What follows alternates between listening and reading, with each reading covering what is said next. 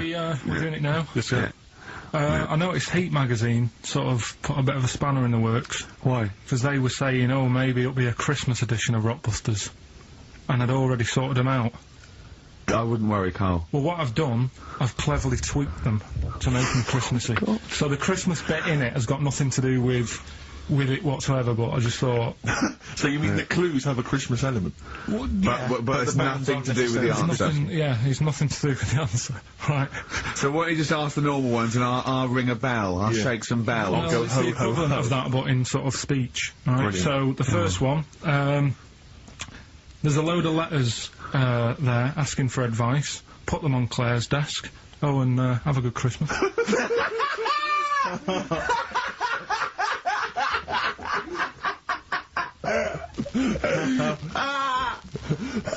No, give it to us again. Oh, God! Right, so there's a load of letters asking for advice. Put them on Claire's desk. Oh, and have a good Christmas. Right, but bear in mind, people, that the Christmas element may not be relevant to No, these that's got clips. nothing to do with it. I don't want to, Okay. you know. And the initial there is F, right? That's F. All right. Right, the Next one. second one. Ask your mum if you should. After you've wrapped the presents. Right, so Ask your mum if you should. ask your mum if you should after you've wrapped the presents. That's S. Yes. S. All right. Alright. Okay. And the last one, a couple of people were arguing in the supermarket at the fruit and veg counter. But it's busy in there because it's Christmas. That's probably what brought it on. So that's B. Oh. B. Oh, God! So they're the three. Will I just recap? Yes, please. Yeah, I have no idea. so I the can't first even... one. I don't know what to start thinking. Well... Right, there's a load of letters there asking for advice. Put them on Claire's desk. Have a good Christmas. Have a good Christmas. Second one, ask your mum if you should. After you're at the prison. S. And the last one, a couple of people were arguing in the supermarket at the fruit and veg counter. But it's busy in there because it's It's Christmas. busy because it's Christmas. That's a B. So they're the three things. Right, here's the last clues of the year. You had, there's a load of letters there asking for advice. Put them on Claire's desk. Go that on, was no idea. F. That was for foreigner. For Rayner. I don't know what you mean. Claire Rayner. She took advice. She gave people advice. So that's a foreigner. That is shit. Right. I'm sorry. That may be Christmas. That is absolute A stars. lot of people got the right answer. I know, Yeah, well, well, that they annoys don't me like- even well, more. Number The two. second one, ask your mum. Foreigner. Yeah. Foreigner. Second one, ask your mum if you should. That was S. That was Shalimar. Shalimar? Shalimar. Right? No, bizarrely, what was the clue there? Ask your mum if you should. No, we got a lot of people saying Smashing Pumpkins as the answer to that. But I don't know who's saying that to their mum. Smashing Pumpkins.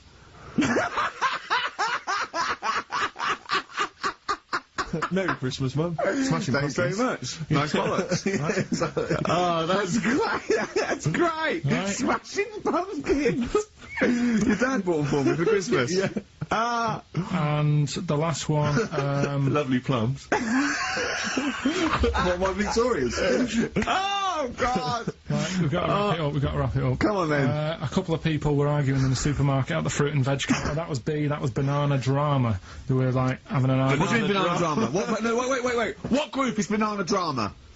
What group is banana drama? So, You're a fool. You're a twat. When you say that, but you accuse Carl of that, you're also accusing lots of the listeners, including the winner, Nicola Rogers, of London, and she wins those great prizes, and she got them bang on, so... Banana drama. so can we finish there now? Yeah. Yeah, What do you mean? absolutely. What do you mean? Can we finish there now? Just play the ads and go.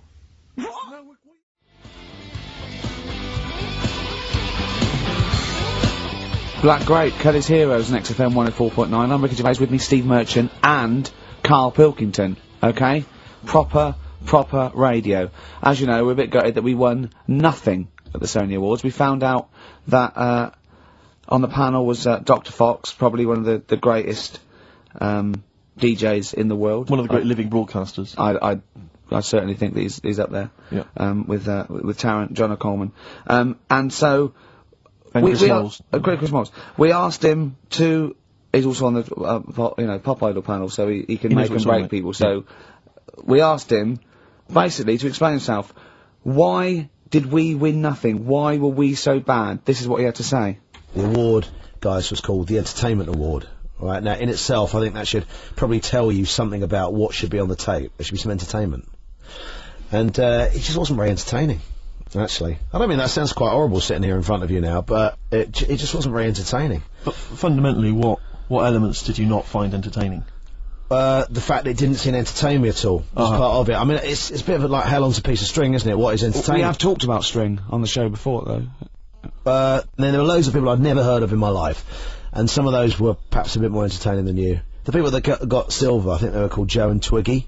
They worked for a station in the Midlands, I think Trent FM. They were actually pretty funny. Funnier than ours stuff. Yeah, yeah, they were actually. Yeah, they were funny, and they seem to sort of understand their local. They seem to understand their market a bit more. And then I got onto yours. I think, oh, great, Ricky Gervais. Yeah, he's really funny in that program, isn't he? I must watch that. I'm going to absolutely die laughing here. And oh God, it was painful. How would you have improved it, just listening? Bit of humour, be quite good. Bit of humour, essential, I would think, to an entertainment show. A bit of prep, you know, a bit so get in there and actually think about what it's going to do, perhaps. Well, right, okay. Well, thank you, Dr. Fox, for your honesty. We've got to the bottom. While you're here, can I just show you this? That lump. Do you still do prescriptions? Dr. Fox there. He was, you know... He was honest, he was blunt. He was blunt, you know, that's... I'd like a second opinion. I'm only joking, he's not actually a doctor. In fact, well, he used to be called Dr. Fox, and now he just calls himself Neil Fox. I think he's been struck off. No, he's Neil Fox, MD. Right. He's just... I wondered if there was some malpractice, that something happened. I mean, we Someone can't... was under, and he sort of, you know, he went a little bit crazy. Let's leave it there! Yeah. Because Froggy will not take that lightly. Who? Froggy. What do you mean, Froggy? He's Dr. Frog now, he's changed it to not Fox. Right, he hated Fox. But are we going to heed his criticism? Because it was about, there was no preparation, we weren't funny, fair enough. Yeah. There was just really no content We didn't care about we didn't care about the show. The demographic we were meant to be aiming at. Just sounds like a lot of work, all that. Well, I think what we can do is we can take it all on board and immediately forget it and carry on, because it's easier. What about that? Brilliant. I'll tell you what we could do, though. Play some bloody great tunes. Well, thanks very much. I'd just like to justify why we don't tend to correspond or interact with the listeners. Here's a typical email from Vicky, age 25. She asks, do you ski? Rick, that's her question. No, I do you ski, yes or no? No, I don't. No, you don't. Right, there you are. Thanks, Vic. Brilliant. Keep those coming in. See, he's turned him against us, Carl. What do you think, Carl? What do you think of Steve's attitude there?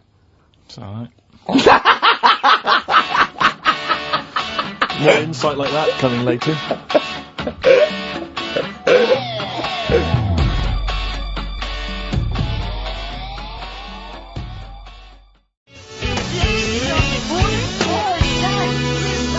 Athlete. You got the style on XFM 104.9. I'm Ricky Gervais, with me Steve Merchant and Karl Pilkington, innit? Alright? Brilliant. Well, you know, the funny thing was, the day of the Sonys, the radar figures came out. That's the body that tells exactly how many listeners you've got, etc. And, XFM went down a little bit, across the board. Except one show, Steve, that went up 34%. Keep talking. Well, what show do you think that was? I'm trying to think. Would it be Zoe Bourne? No. Would it be Christian Connell Breakfast Show? No. It was this little mother of a show. Really? Up 34%? Yeah. Everything else went down. We went up 34%. Yeah. So, maybe Dr. Fox should be listening to those figures. Indeed.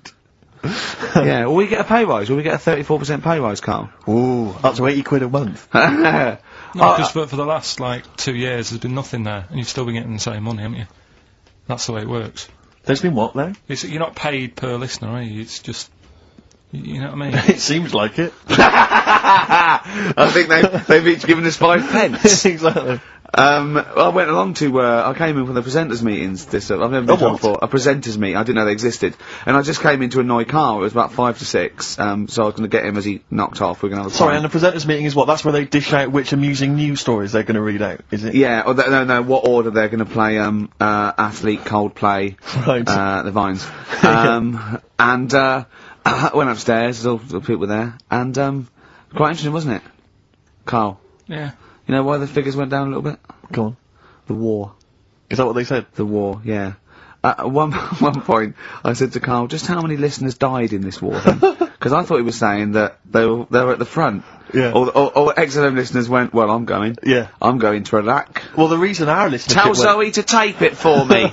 The reason our listenership went up is that just tells you who's listening to us. Cowards, yellow bellies, children, women, people with fallen arches, terrorists. Oh dear. Yeah, it was quite a good meeting. Now I saw some... So what exactly, is there anything I missed out on? Is it No, important they information? just, it went down a little bit, except our show, which went up 34%. Up 34%, but no awards remember for that. And then you went out afterwards, didn't you? Yeah, we went to a bar to have a couple of drinks and that. Yeah. And then a few of them went onto Stringfellas. No, they didn't. Well, some of them did. Zoe Who? did. Zoe and a few of the office people and that. I went Stringfellas? home. Yeah. To what? To watch lap dancing? To beat what? Yeah, that's what goes on there, isn't it? I know, it's mad, isn't it? I've never been to Stringfellows, I don't know what happens there. But no. Why would they? I don't know. I mean, I was talking to people about it the day after, and they said, "Oh, you missed out." I said, "Well, did I?" I said, "Well, how does it work?" They said, "Well, you pay." Never quite understood lap dancing. Never quite understood it. It's basically someone dancing naked, rubbing their arse in your face. Yeah. That's basically the gist of it, is it? But you can't. The rules is you can't touch. Do they do a home service? I just think it's nearly. I've got to be careful what I say here, but it's sort of, I'm not dissing Stringfellows or anything, but is that not sort of like one step down from prostitution? That's such an antiquated. What, No, are you do you from know the what I 19th century? No, but I mean, what? It's like I don't quite understand it. I don't get it. I don't get it. Because the thing is, I said, how does it work? They said, you pay 20 quid, you get some clean money, sort of like little vouchers that you stick in the knickers or whatever. Oh God, Clean money? Yeah. Disinfected money, okay. They're just like vouchers. Can you put loose change in there? Because I got a lot of that. But, I owe you. Yeah. Yeah, go on. 20 quid it is. Right. And, I just don't get it, because, I mean, I'm not tight with money or anything, but No. you pay your 20 quid, they dance in front of you, but you're not allowed to touch, which to me is like going to a restaurant, ordering a nice big warm dinner, they put it in front of you, and it's like, well, you can't eat it, and you're saying, but well, it's going cold. I love the idea of some bloke sitting in Stringfellows, businessman, right, it's paid £20, there's an arse waving in his face, and he's going, can I not just... They go, don't. So he goes, it's going cold! Look at it, it's going cold! Oh, that is brilliant. It's going cold. That is, I mean, see, Karl in the week was saying that he doesn't like sayings and phrases and metaphor and analogy, and I was going, and he thinks it's sort of like, one step away from poetry. But he comes out with the most evocative phrases. That is a straightforward analogy. Lap dancing is like being given a meal that you can't eat. See, that's great. That's how you saw it, and that's so much better than saying it's mad, you can't touch, or it's a waste, or... Do you see what I mean? we were trying to inflame his enthusiasm in the week, and I said about different phrases, and he goes, well, why not just say the actual words? I was going, well, it's more poetic. And I told him the Isaac Newton one, if I have seen further than any other man, it's because I've stood on the shoulders of giants. And I said, well, that's because, he's saying, I'm getting lauded for being this great scientist and all these discoveries and being a genius, but I'm saying, if it wasn't for those scholars before me that had come up with what they come up with, I wouldn't have got this far. Karl went, what did you say? I just said, well, I prefer him to give me a name check. Do you know what I mean, though? If he stood there and he's saying how good everything is, don't just class me, don't sort of put me in with a load of other people. Give me a mention. If you were one of the other scholars? Yeah. Yeah, I think there were probably people that died sort of years before him. I think he's saying more that he's thanking the body of work these scientists and these great men had handed down, through either books, material, teachings. He's not giving a big shout out to the collective science posse. Yeah, yeah. Thank you. Actually, I copied Nigel's. He's not saying that. I was like earwigging. I heard what Nigel said about it, about the third law. Do you know what I mean? Yeah. I mean, I look into sayings and stuff Go a lot on. more and see if they work. Well, one that happened a couple of weeks ago, right? You were talking about the you can't have your cake and eat it. Is that what you said? Well, I never understood that, because I thought, well, what's the point of having your cake and not eating it, rather like your lap dancing analogy. But it actually means you can't have eaten your cake and still have it there, Yes, obviously. exactly.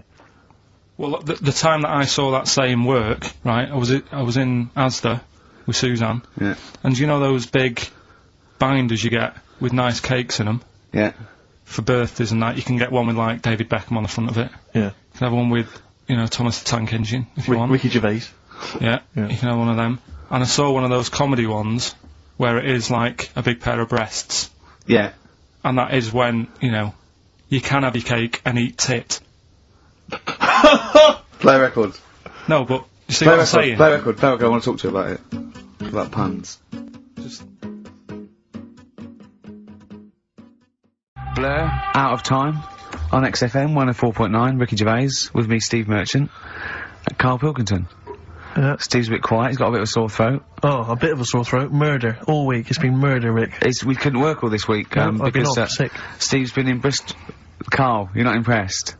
it's just I don't understand why having a sore throat sort of. Oh, he's done you. Right, what if the sore throat was so painful, it was like you've got broken glass and razor blades in your throat? You can hear now that I'm not even speaking from down in the throat, I'm speaking from the very top of it like that, so it sounds a bit weird. But you're right. What? Your hands are all right, aren't they?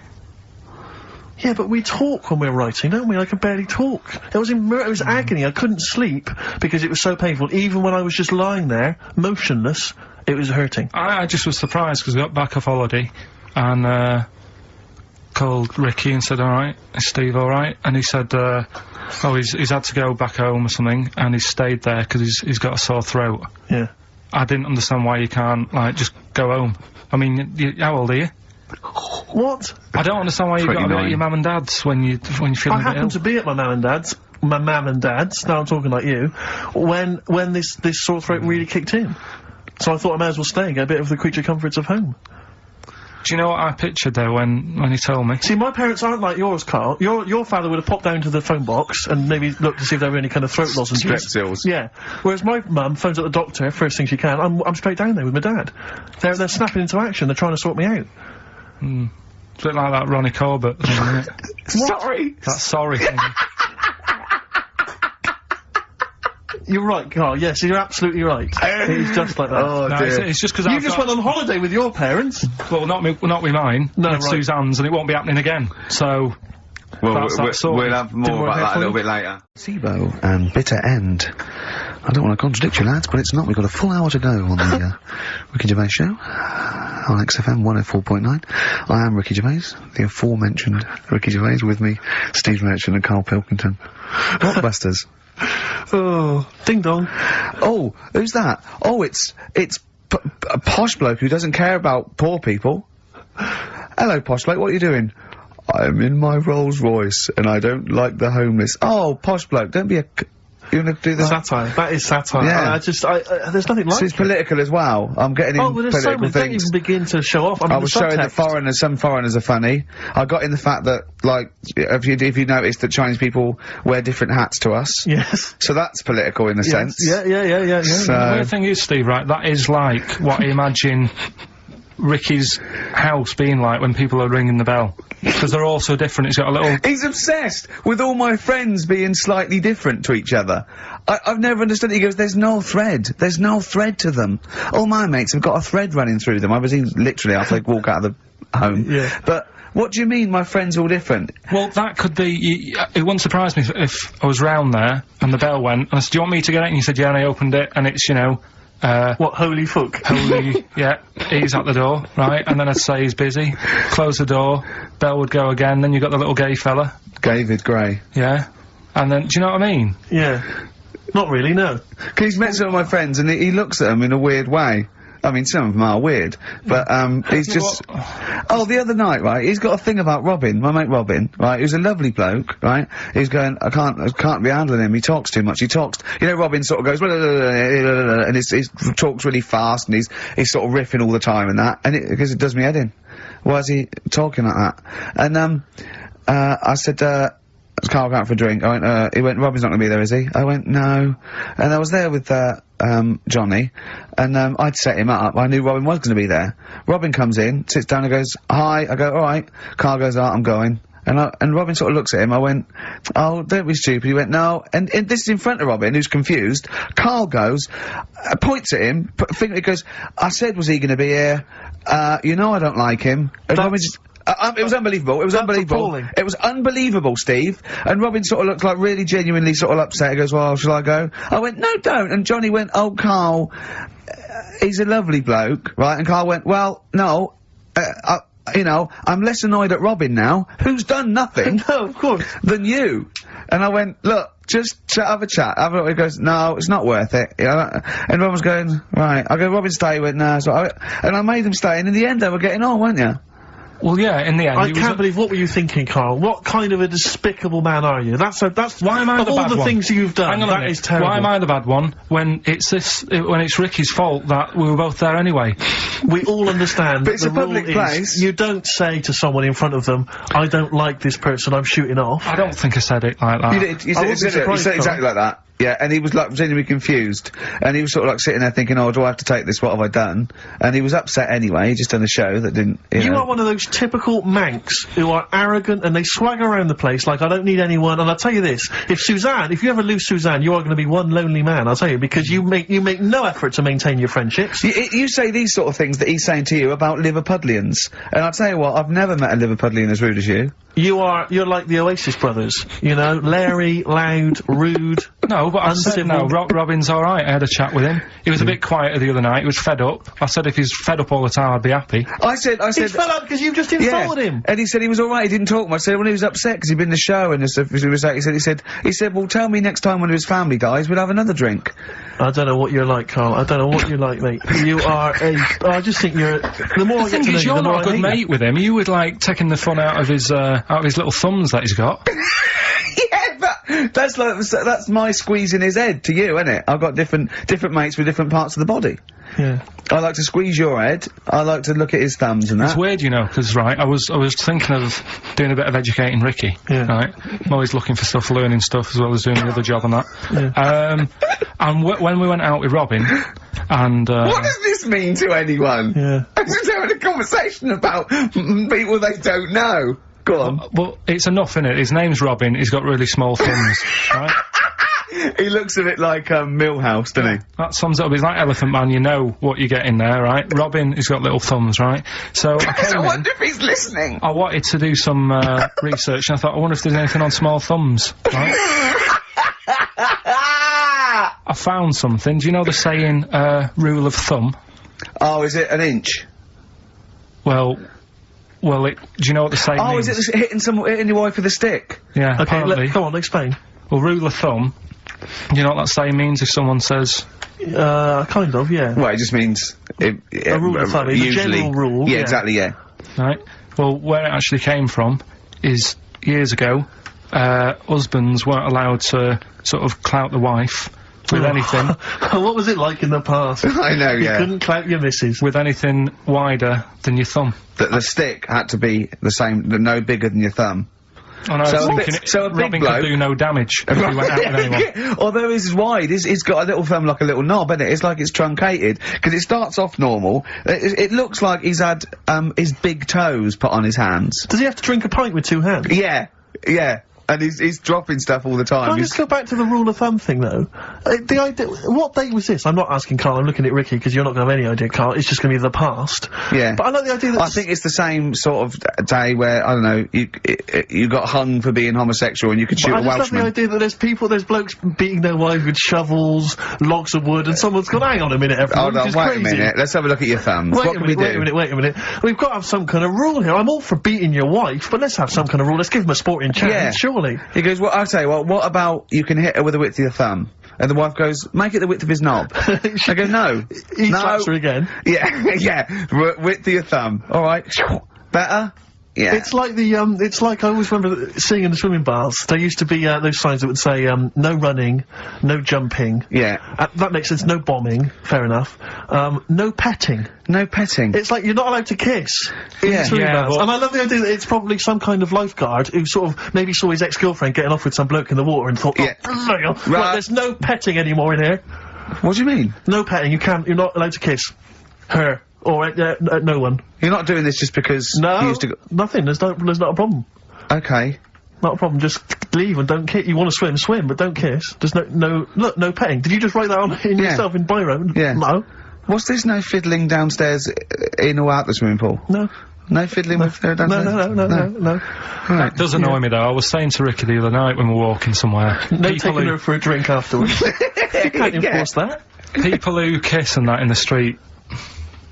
That annoys me. Yeah, people showing their affection for one another. No, they can hold their hand and that. Yeah. Sure. But it was just... Yeah, I agree. I agree, yeah. I see two people eating each other, like, in a restaurant or something. Two people eating each other? You know, snogging in public, yeah. So that's that. Answers for Rockbusters we're doing now. Yeah, well, come on then. Well, I think let's play a record, let's come back with apparently we've got what about a bit of Cure? Do you want a bit of Cure? Yeah. We're gonna go wrong, we're gonna go wrong. Ding dong. Oh, here he is. Oh, it's a fat fellow with lipstick. Hello! So anyway, I found these, things, do you want to hear? Yeah. So what's it? Explain this again. Right, so I got back off holiday. The first job I found out I've got to do is work with Ricky for a voiceover. I do a regular thing, I do X-Ray magazine, but I'm allowed to make the script up, and they said I could, so I did. Right, so imagine this. Well, I know you, Rick, and I know you like to put a lot of work into these things. Yeah. You want to do a good job. So he rolls up, he says, let's do it then. He said, what's in the magazine? I said, well, here's a selection of stuff, this is what you've got to sell. He said, leave it with me. He goes into the little booth, and the first one he comes up with is this little advert for it, right? X-Ray magazine, it's out now, it's £3.50 May edition, music of tomorrow, Dandy Warhol's picture, and there's a free CD with all the Placebo and the Donners, and Smog, and Nightmares on Wax, Alpine All-Stars, only £3.50, it's out now, buy it, innit? Have you got a sore throat there? Well, that's alright, isn't it? And he was going, you can't, I said, we are doing that, I've done one, that is it, that's it. So I persuaded him, he went, right, okay, we can possibly put that on XFM, right? I'll have to see, right? And so I wouldn't do it again. And he went, but you need one for Capital. He said, Capital will know what I went, right, I'll do one more for Capital. Because all the stations advertise the XFM magazine, right? So this is the one that he thought would be alright for them. Ooh, hello, you loonies in Radioland. Dr. Frog here to tell you about the new edition of X-Ray magazine. It's out now and it's only £3.50. You've not heard of it? It's a great music magazine. And you get a free CD featuring bands like Placebo, they wear makeup but leave them alone. Gold Chain, Smog, OK Go, The Donners, and all great bands that you'll love to. Froggy here, hello. Bye! Ribbit, Froggy says buy it. Oh, well. So then, he says, that's it, you had your money's Is worth. Dr. Frog still on there? He's still on classic. I said, that isn't going to go out, they're not going to be happy with that. He said, you've had your money's worth, I'm going. Yeah. So I'm left with that. I then have to get the bosses in. And because I've let him go, in a way, it's my responsibility. Yeah. So I've obviously thought I've got what I need. I had to play them to the MD. What did he say? And justify. Well, I was sort of thinking if I laugh, he might go, well, I don't get it, but he finds it funny. Oh, brilliant, well done. So I was laughing, he was sort of thinking, you know. Excellent. Is that it? Brilliant. When do they go out then? I think one of them's going out at the moment. Excellent. I think the first one's going out. Brilliant. Well, let's play a great track then. Is it Dr. Frog? I'd like to see Dr. Frog feature maybe on our show more often. Okay.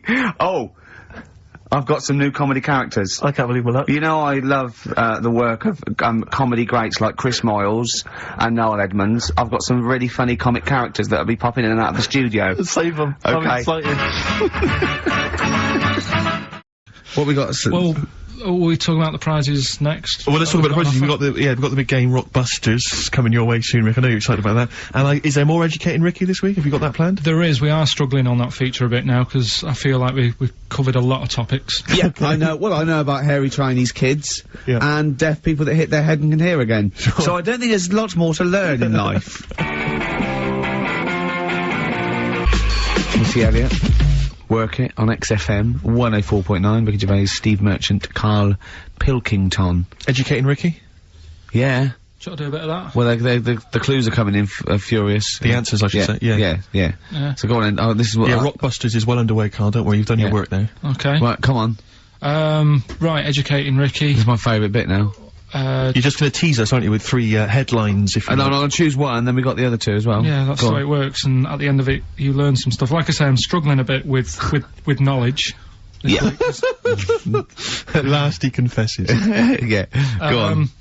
So the 3 headlines for you to pick from, we've got, first one, we'll have a big fire tomorrow. I got a feeling there's some vegetables involved. Yeah, go on. Maybe. Second one, he's a bit of a nuisance. Okay. Right.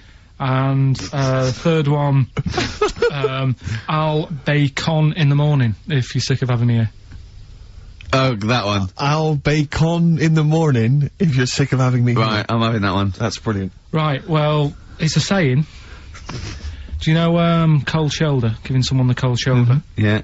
Alright, if you have someone round at your house, and, you know, you try to get rid of them, and they're hanging around and stuff, and you're like, oh, I wish they'd go, I'm tired and that. Well, years ago, when? Literally years ago. Well, ages ago. Sort of, Olden times. I think it said medieval times. Yonks ago then, yonks ago. Yeah, medieval, We're going back quite a bit on this Well, one. you know when you find out these books, why don't you just pop down when it was? Just make a note. I don't think it says all the time, it just sort of says, you know, a few years back. Yeah. No, it doesn't. Well, never. Alright, I'll make an effort next week. Okay. Right? So, it's annoying that, because my girlfriend said to me, just make a note at the time, they'll stop having a go at you. Yeah. Yeah? And I kind of thought, it's alright. Didn't listen? I don't think it matters anyway in this one. We're looking at the saying, right? So Yeah. it's giving someone a cold shoulder, right? And what it is, right? Ages ago, there wasn't enough houses for people. Right. Because there wasn't much money being made. You know, there weren't big businesses. People weren't earning good money like they are now. So there wasn't as many houses, right? So what you ended up getting is like, you know, the rich people having a nice place to live. Oh. And the poor people were like wandering about, you know, looking for places to live and that. And what they ended up doing is, they had like, people would go round to the mate's house and say, look, I haven't got anywhere to live. It's a bit cold. Can you let me stay? Right? So they'd go, oh, alright, then you can stay a couple of days. But they ended up staying for like weeks. Yeah. Right? So, to sort of get rid of them, what they'd end up doing, they'd be making the dinner, and they'd, be making a lovely dinner, like a bit of meat, nice warm meat, and nice veg, gravy, and This happened every time, did it? This is where the saying came This is what happened, Rick. This is what happened. happened every time. It was in that vague book. the book of vague sayings and stuff. Right, so they'd be making a nice meal, but what they did, they looked after all the family, but the person who won't go home, they just give them some, like, sort of a cut-off of cold meat. Right. So they'd say, you're giving them the cold shoulder. Meaning... Right. Okay, that's rubbish. Okay, absolute... Carl, why would that necessarily work? Yeah.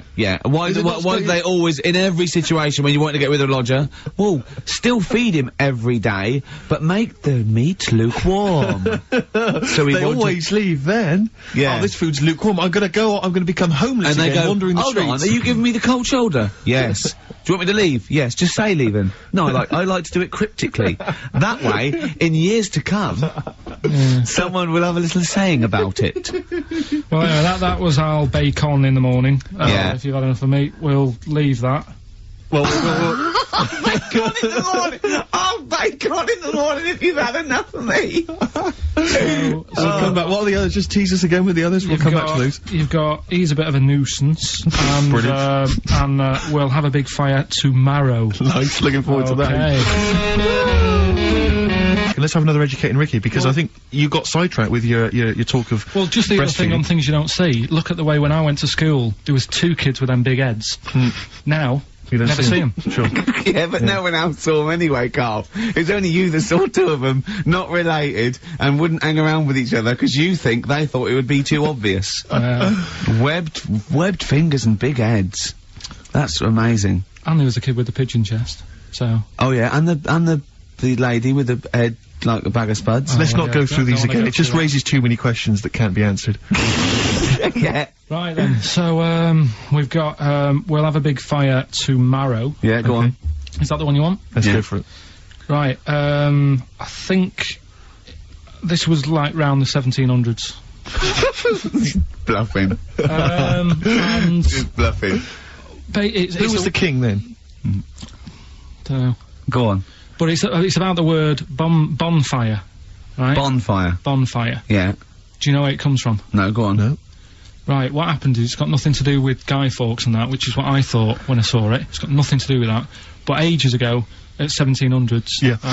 right, they didn't have enough houses, like I mentioned. Okay. Yeah. So if that happens, you get people living on the streets. Uh-huh. You get Sure. diseases, people aren't cleaning properly. Mm. So you get more deaths. Mm-hmm. Alright? Yep. So, think about it. You've got all these dead bodies lying around. They're running out of space. Because there's, like, I don't know why they're running out of space. But, Okay. they haven't got much, I don't know why, really.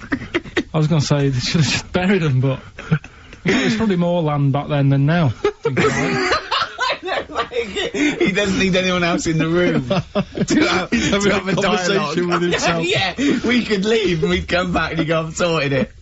Yeah, But anyway, for some reason, They presumably, if it's going to be they burnt them, it's presumably to do that it also kills the parasite or whatever's carrying the parasite on them, as opposed to burying them and not killing the disease. well, yeah. So that. There you go. You've worked it out. They piled them up and they turned it into a celebration because there was a lot of fed up people at that time. Is this to be the word bon, meaning good? No.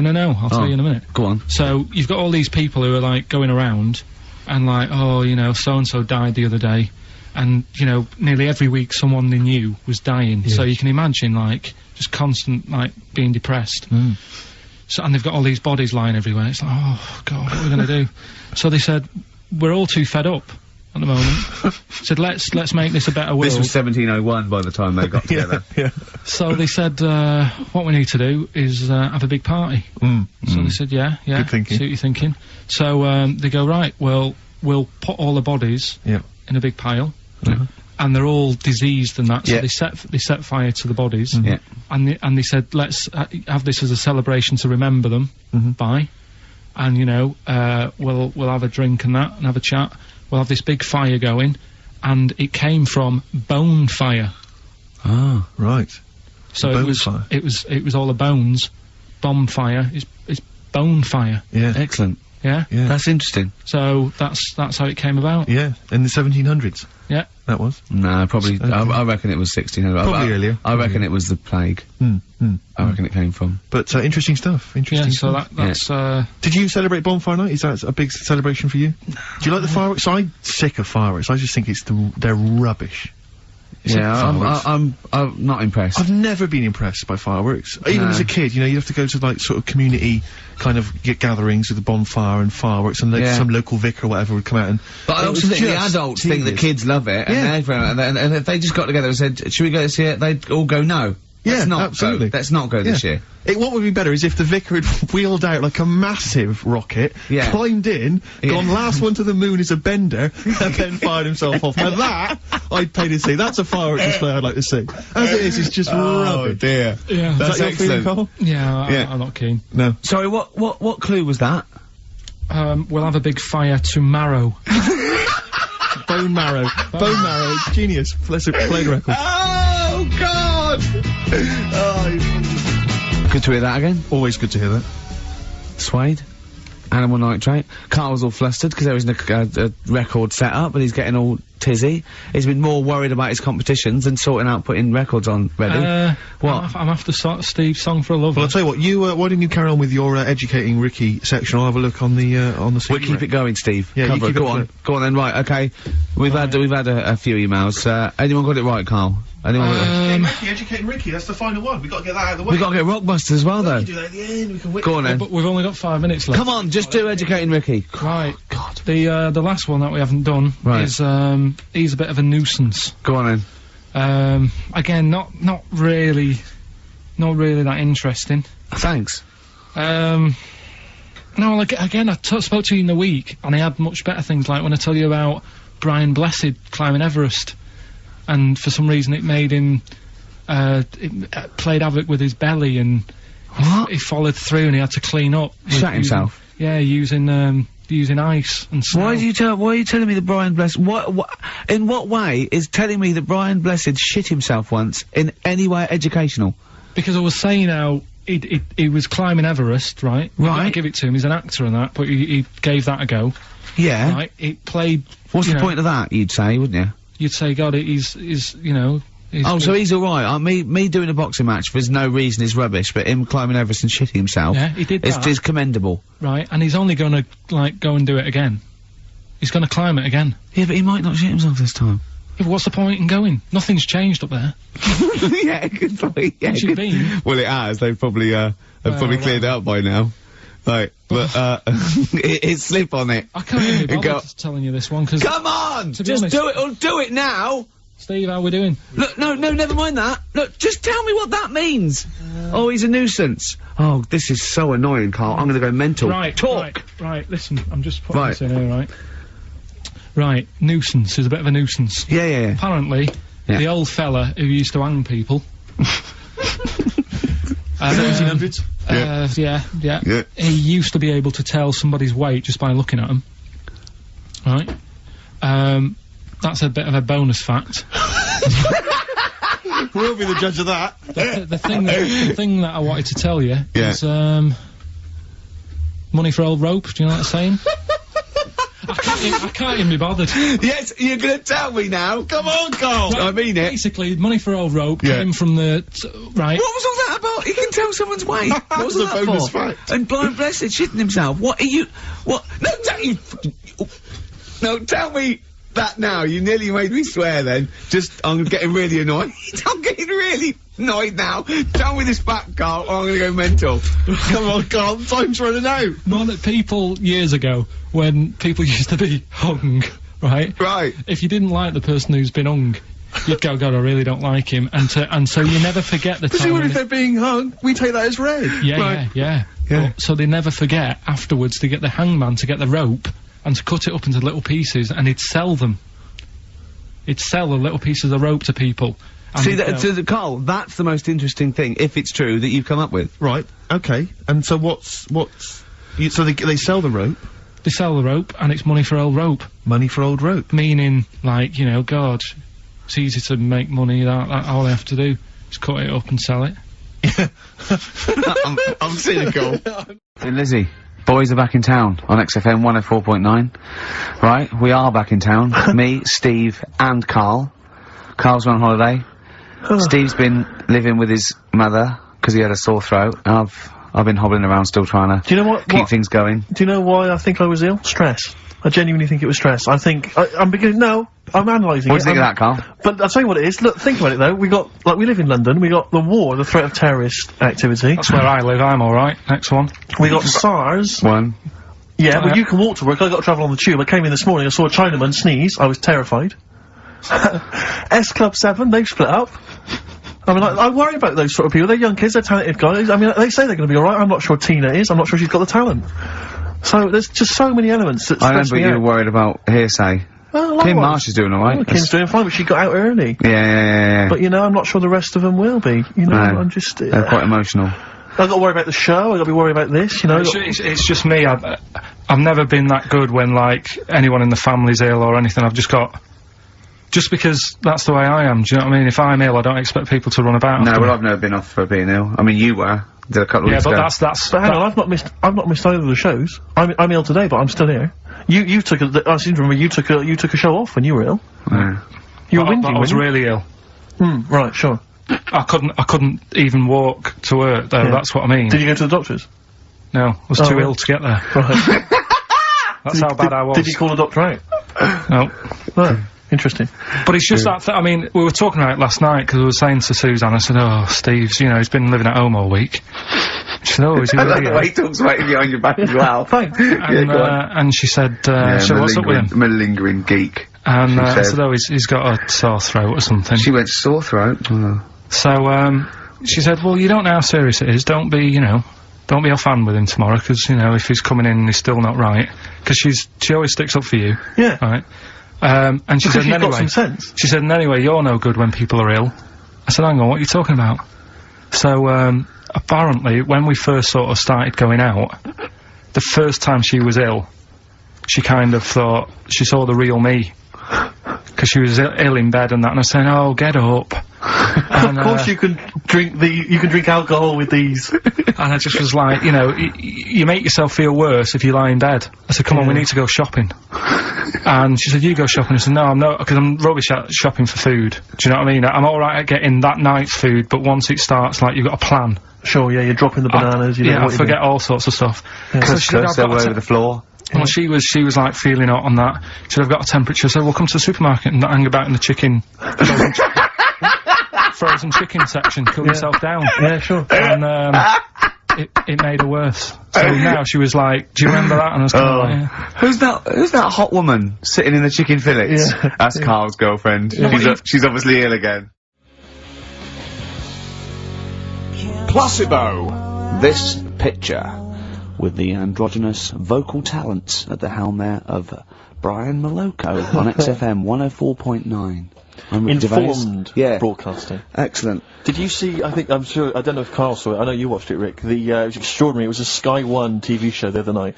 It was something like, reality TV, Oh, I yeah, can't remember what it's called, yeah. Excellent. And it was about basically what, the fortunes I of various... cannot get enough of it. The fortunes of various reality TV stars, since they've come out of the show. Christine Hamilton coming out of the jungle. And obviously, once again, always a pleasure to find out what Fats Waller is up to, Rick Waller. I mean, he's in the band now. He's got his own band. He was playing in some club in Rochester. There was about...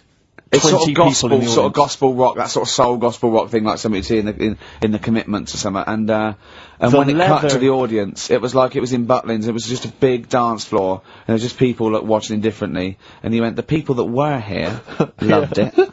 I mean, it's a bit and sad. I have to say, I know. the size of the man, his leather jacket, Carl, was extraordinary. I don't know how many animals had to die to make it. It was like... You know, it was It looked like, unbelievable. if he'd have fallen off, it'd been like the Hindenburg. Yeah. Because... It was like a Zeppelin. Oh, It the was- humanity! It was people... extraordinary. I still think, when I see him wearing a coat like that, it looks like he is stood on the shoulders of two other people. And it's Yeah, just a joke. just a It's just little like a head. circus act or something. Yeah. Because his head doesn't make sense. Looks like it's one of those things that you steam yourself in. You put your head out that. And Yeah. Is that a machine you're in? No, it's a Or coat. one of those old-fashioned iron lungs.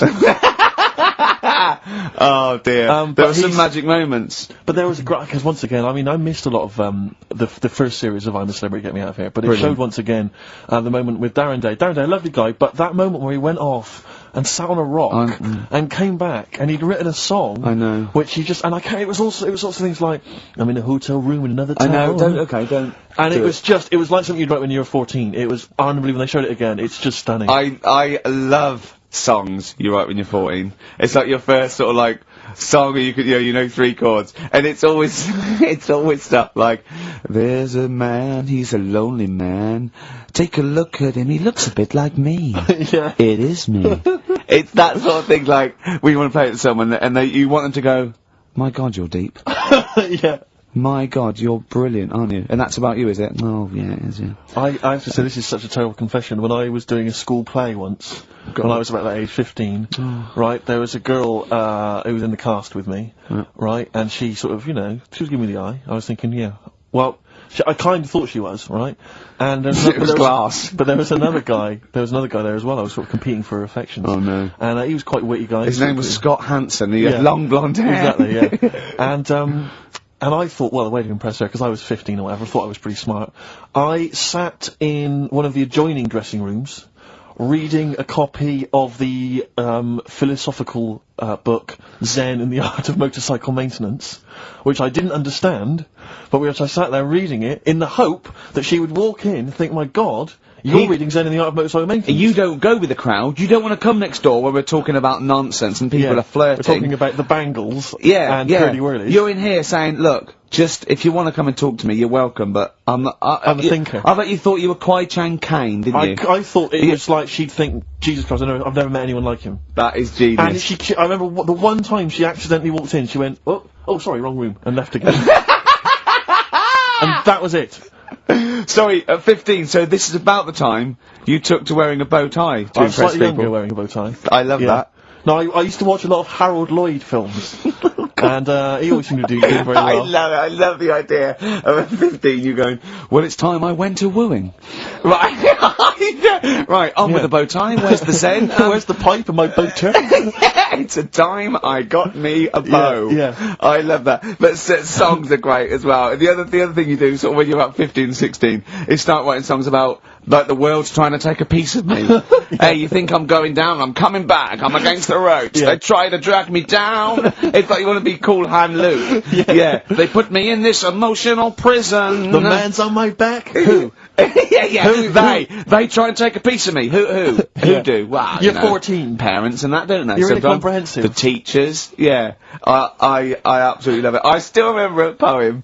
I'll not say his name. We're about 14, 15. And we had to write a poem, and obviously everyone's was pretty rubbish, but we mercilessly took the piss out of this bloke, because I still remember the poem, and how he did it is he went through a dictionary and found things with that, and this is a poem, right, okay, remember? I've remembered this for 25 years, right? The reason why I had to die, did I bleed the blood of greed, what was my destiny? And when we hear this, we were laughing. I mean, for a year, we would go, what was my destiny? It was just great. Can I hear it again? I enjoyed The reason why I had to die, did I bleed the blood of greed, what was my destiny? Oh, that's almost as catchy as Monkey News. Oh, God! Oh! I've got some monkey news for you. Let's play a record and come back, and I've got some great monkey news for you, Carl. Badly Drawn Boy. All possibilities on XFM 104.9. I'm Ricky Gervais, with me, Steve Merchant and Karl Pilkington, and a few new characters, Steve. I can't believe As you that. said, you know, I know you love Moyles and his sort of wacky stuff, and Chris Moyles, one of the Edmonds, greats, one of the and greats. Edmonds, and just all Oh, no, Edmonds. well, I'm going to go along the same sort of vein. I've come up with a couple of. Can I do a little? Can I show you one? I'm excited. Okay. Well, it always starts with a sort of doorbell. So it goes, ding dong. I go, oh no, hold on, Steve, hold on, Carl. Who's that at the door? Yeah. Hello. Oh, hello.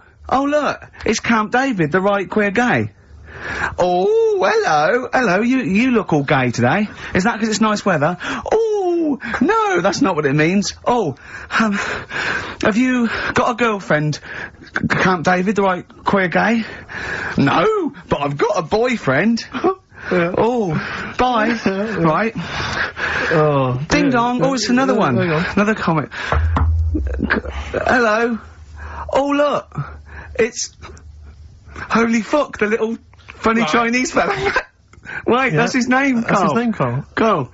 Hello, Holy Fuck. Harold. Right? Yeah, that's fine, so, that's fine. Mr. Fuck. You can call me Holy if you want. No, I prefer to call you Fuck. Yeah. Right? You're right. Nothing wrong with this so far. No. Have you got a girlfriend, Mr. Fuck? Achoo. Oh, you haven't got that SARS, have you? Yeah. No, that's my girlfriend's name. Oh, See?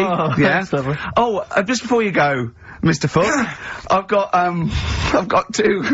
got two things here. I've got a nice Trilby hat that you could wear, or I've got a little lampshade. Right. Right? Which one do you want to put on your head and walk around? I presume the Trilby. No, but it's not. No. Yeah. The lampshade. Lampshade, of course. Bye. See ya. See you later. Yeah. I thought they were genius. Can I be honest? I'll be honest. I thought they were brilliant. I thought they were. You didn't steal them off Chris. No, they're original. They're original Sometimes characters. Chris Moyles has done stuff as good as that. I know, yeah, I know, but no, these are all mine. So there you go. We'll be hearing more from Camp David, the right queer gay, and Holy Fuck, the funny little Chinaman. What? All right, Carl. Yeah. Is that your sort of humour? It might not be your sort of humour. You just should have run it past me before you did it. Yeah. What one were you worried about in particular? The not Camp David. What's his name? No. Say his name. I'm not Which one? the I don't know which other one you mean. The Chinese fella. But I forget who that was. What was his name? I can't remember. Well, if you can't remember, it can't be that good, so we'll leave it. We won't do it again. Right? I'll tell you what I've got, Steve. Oh, what? Tell you what I'm thinking. Go on. Right? Do you know, like, TV programmes sort of get rested in the winter? Ding dong. Oh no. Hang on, who's this? Oh, Go on. hello again. Not now, Mr. Fuck. We're talking. Bye. Is that Holy Fook again? Yeah. Okay, God. Look at God's face. Right, okay, that's it now. I'm not answering the door anymore. Right, okay, go on. Right, yeah. Ding dong, ding dong, ding dong, ding dong. He's trying to get in. You've got. Don't be impolite, Rick. Come on, Rick. He wants to come in. No, it's too late. It's too late. He's gone away now. Go on. I would be lying, Rick, if I told you that didn't feature in my list of the best singles ever. That's lovely. It's a If I can't change your mind, Trigger. great pop tune. Brilliant. Absolutely brilliant. I think Carl's worried about one of the names of my characters, so I'm changing the gay fella's name to David Gray, the bent pianist. Right. Excellent.